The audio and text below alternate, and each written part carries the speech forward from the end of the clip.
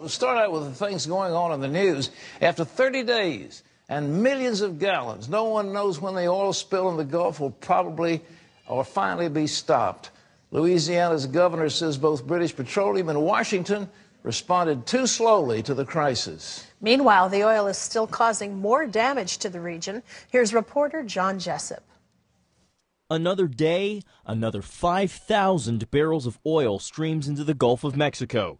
The spill has already battered the fishing and tourism industries, but its effect on the environment and wildlife could go on for years. Look at here, you can see it's over an inch thick, maybe more. It's like peanut butter or fudge. The marsh is already destroyed. It's here, you know, and look at here. It's already here. This is going to die. Matter of a couple of days, the grass is gone. Over the weekend, wildlife officials tried to rescue pelicans covered in oil. They won't be able to save them all. Louisiana's governor says the state will bypass federal approval to build sand barriers to protect the marshes. Today, 2 cabinet secretaries lead a congressional delegation on a flyover tour. This comes as the administration toughens its talk on the spill. But some say talk is cheap. Former Republican vice presidential candidate Sarah Palin campaigned on the slogan, "Drill, baby, drill."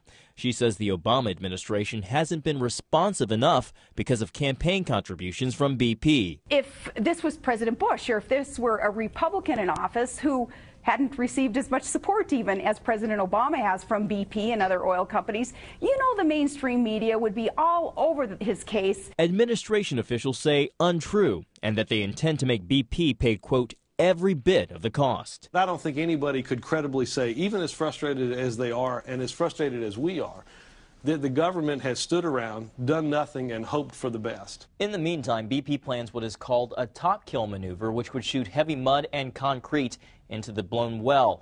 The problem is it's never been tried this deep, and the company says it may not be ready for another day or two. John Jessup, CBN News.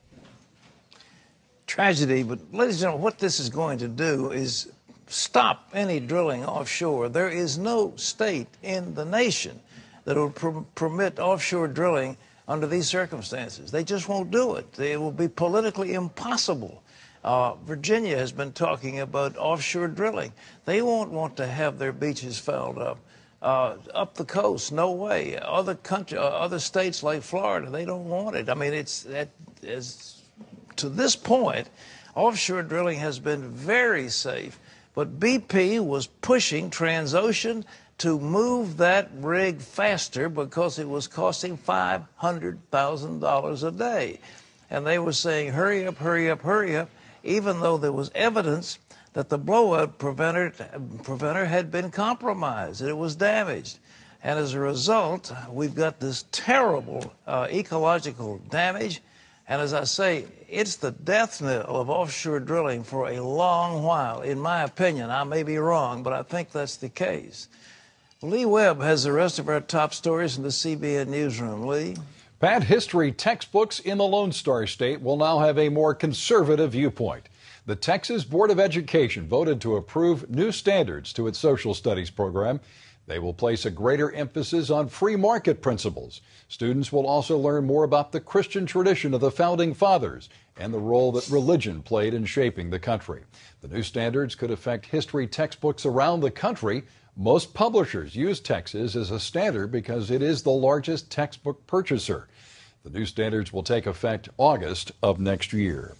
An estimated 250 million Christians came together for the Global Day of Prayer Sunday. They prayed in 219 nations on every continent. They gathered in stadiums, concert halls, and in small groups.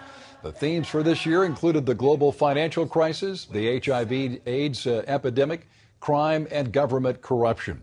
The global prayer event is inspired by 2 Chronicles 7:14. If my people who are called by my name will humble themselves and pray and turn from their wicked ways, then I will hear from heaven and I will forgive their sin and will heal their land. This year marked the 10th anniversary since the Global Day of Prayer began in Cape Town, South Africa. Governments throughout Europe are looking to cut spending as a result of their currency crisis. The euro has fallen sharply against the dollar this year. The budget cuts would show investors that Europe is serious about bringing spending under control and that it would be safe to invest in the euro again. But the cuts could also mean an end to many of the welfare benefits that Europeans have taken for granted. Britain's financial minister warns the cuts will mean a, quote, age of austerity. Welcome to the real world, Pat. Well, I don't think they're there yet, Lee. They're talking about it, but the grim reality is something we've been talking about on this program for years. Demographics are catching up. They have had a culture of abortion. They have had smaller families. And as a result, they don't have an upcoming class of young people to take care of the elderly. So the population is getting increasingly older, and the benefits to the elderly are too much. People can retire at age 50 in many of these countries. Generous pensions, generous benefits, the European welfare state. It is unsustainable. And liberals are beginning to recognize that there are laws of economics they can't violate. The problem is we're violating them here in America. And ladies and gentlemen, we've got to do something about it. There has to be a call going up from America all across this land that says we are going to exercise fiscal prudence, we will exercise restraint, and we're not going to look to the government to pay all the bills. But that's not the way it is in Europe, and Europe is facing a crisis, but it's coming this way unless we act and act swiftly.